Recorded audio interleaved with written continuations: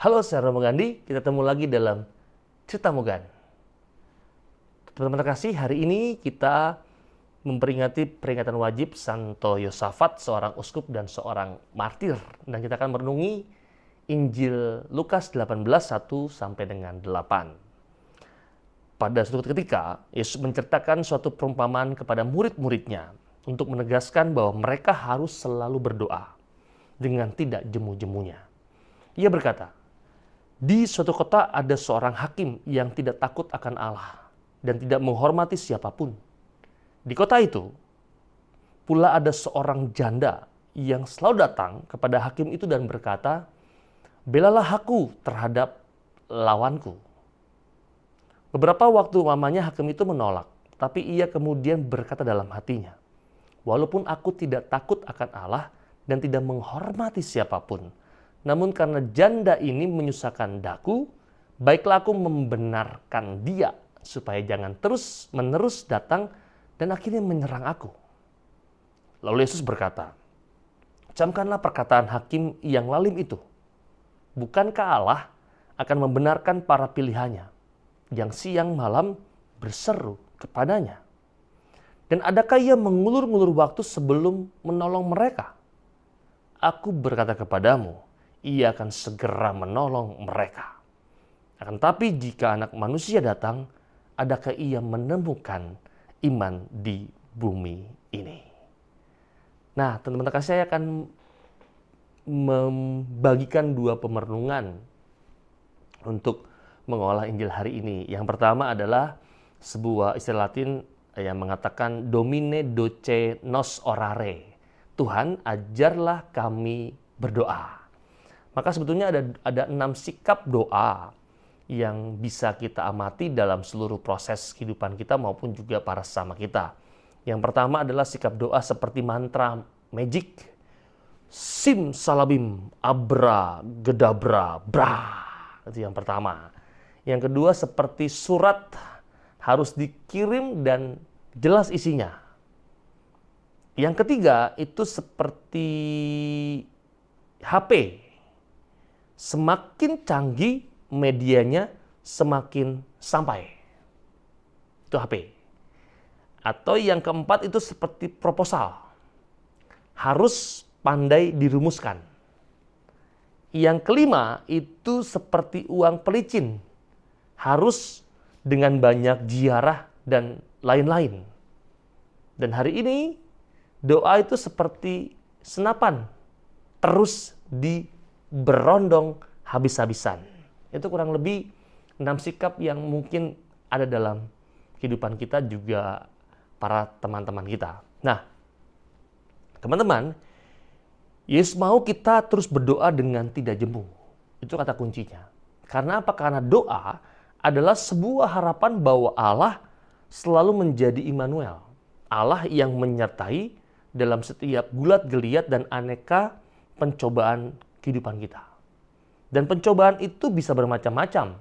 Seperti takut akan masa depan, seperti sakit, dan lagi banyak dalam kehidupan sekarang ini konflik di keluarga, di kerjaan, maupun juga dalam relasi-relasi kita.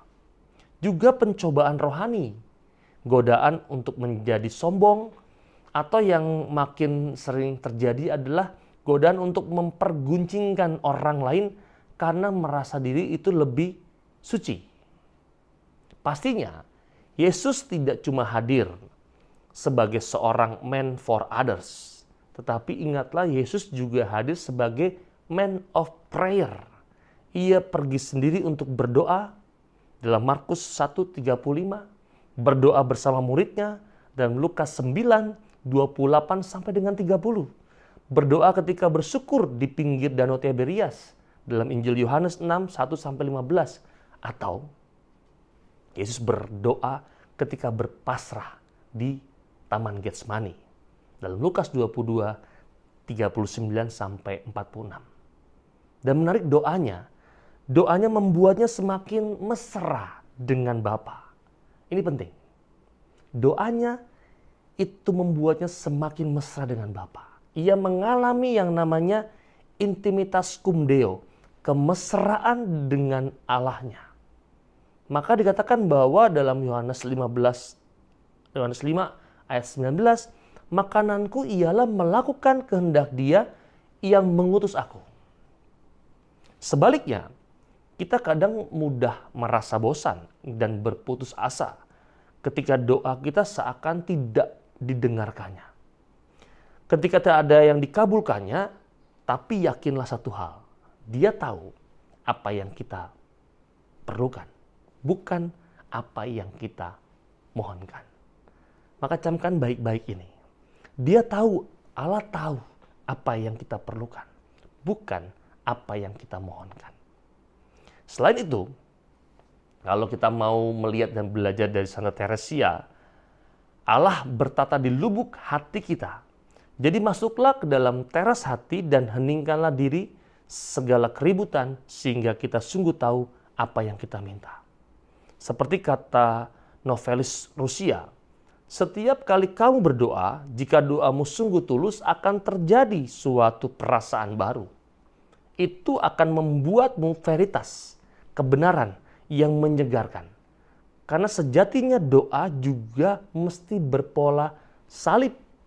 Tidak hanya aku dan Tuhan vertikal, tetapi juga aku dan sesama horizontal.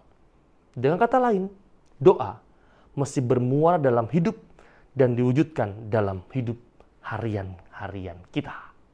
Itu yang pertama, Tuhan ajarlah kami berdoa. Pemenuhan yang kedua, sebagai sebuah pilihan, ada sebuah istilah Latin juga yang mengatakan spes salvi, harapan keselamatan. Inilah rasa perasaan yang sebetulnya bisa dimunculkan ketika mengingat bahwa doa kita didengarkan dan dikabulkan oleh Allah. Maka mengacu pada bacaan Injil hari ini, tidakkah Allah akan membenarkan orang-orang pilihannya yang siang malam berseru kepadanya? Dan adakah Ia mengulur-ngulur waktu sebelum menolong mereka? Disinilah kita diajak untuk terus berdoa. Karena dalam otak-atik kata doa, D-O-A, doa juga bisa kita singkat sebagai dikuatkan oleh Allah. Dan doa pasti pada akhirnya mempunyai makna yang mendalam dengan penuh harapan dan keselamatan. Maka dalam pembenaran kedua ada beberapa sikap dasar yang saya mau tawarkan untuk mengiringi doa yang penuh dengan harapan. Antara lain yang pertama, sikap dasarnya adalah keyakinan. Doa itu selalu didasari oleh sebuah keyakinan iman bahwa Tuhan tidak pernah membiarkan harapan mereka yang berseru kepadanya. Keyakinan ini. Satu keyakinan. Di satu sisi, kita berdoa dengan gigih agar kuasa Allah dan keadilannya dinyatakan. Tapi di sisi lain, kita harus datang dengan kesadaran akan siapa kita di hadapan Allah. Penting juga itu. Datang pada Allah bukan karena perbuatan baik atau karena segala sesuatu yang dimiliki, tapi karena keyakinan akan hadirnya Allah yang penuh dengan kasih karunia. Itu sikap dasar yang pertama, keyakinan. Yang kedua itu yang tidak kalah penting adalah ketekunan. Tuhan kita adalah Tuhan yang adil dan selalu melihat usaha dan ketekunan kita. Yang menabur dengan bercucuran air mata akan menuai dengan sorak-sorai. Ia pun tidak mengulur-ulur waktu untuk menolong umatnya yang setia datang kepadanya. Ketekunan. Yang kedua. Sikap dasar yang ketiga adalah kerahiman. Kita juga diajak untuk peka mendengarkan dan menguatkan orang lain. Karena benarlah, barang siapa bermurah hati, ia akan beroleh kemurahan. Maka marilah kita belajar untuk bermurah hati, mendengarkan dan menguatkan yang lain. Selamatkanlah kami, ya Tuhan. Itu yang ditawarkan dalam pemerenungan yang kedua adalah sikap dasar doa. Ketika kita berdoa, maka kita akan mengalami dikuatkan oleh Allah dengan sikap dasar yang teriring dengan penuh harapan adalah sebuah keyakinan, yang kedua sebuah ketekunan, dan yang ketiga adalah sebuah kerahiman. Ini tawaran refleksi dalam hari ini. Semoga ini menjadi tawaran yang baik untuk Anda semua dalam menjalani hidup ini. Tetaplah menjadi pribadi yang baik untuk berbagi rahmat dan kasih kepada banyak orang. Kita mohon berkat dari Tuhan untuk semua hal yang baik ini. Tuhan bersamamu dan bersama rohmu. Berkat Allah melimpah untuk kita semua yang ada di sini, keluarga kita, orang-orang yang kita kasih dan cintai dimanapun mereka berada. Terlebih sungguh untuk segala usaha-usaha baik yang mau kita upayakan dan perjuangkan dalam hidup ini, selalu dilindungi, dibimbing, dan diberkati oleh Allah yang Maha Kuasa, Bapa dan Putra dan Roh Kudus. Amin. Kita ketemu lagi dalam Tamugan yang berikutnya yang juga tidak kalah menarik. Saya Romo Gandhi. Dadah.